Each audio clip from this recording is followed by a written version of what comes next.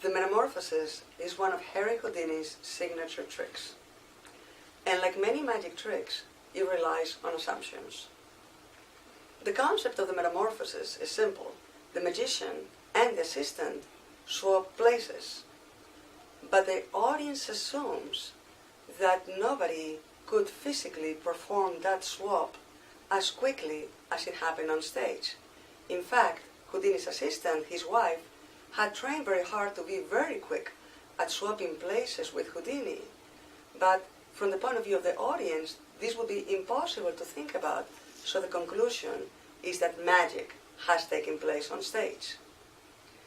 So we make lots of assumptions, both in a magic show, in real life, and what it comes down to is that even when the explanation that results from our assumptions is wrong, such as there was real magic happening on stage, that is often more comfortable having a wrong explanation than having no explanation at all. So you know, Neville Maskelyne, the magician, and Harry Houdini, the famous American magician, they both sought out to debunk seances. But it didn't start that way for Harry Houdini. He desperately, at one point earlier in his life, wanted to communicate with his mother, who was in the afterlife, unfortunately. And so he sought out seances. He met with a master medium in England, who happened to be Arthur Conan Doyle's wife.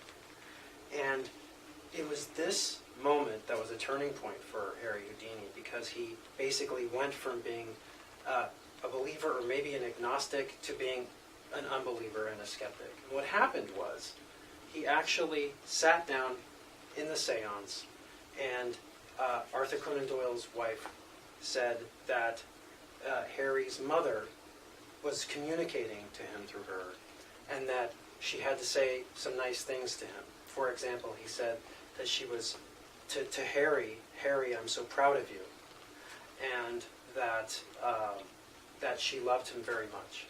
And this enraged Houdini. And the reason was because Harry Houdini was his stage name. His mother called him Eric, which is what his name was. And furthermore, she only ever spoke to him in German. So he knew that this was completely false, and that the medium was in fact making it all up.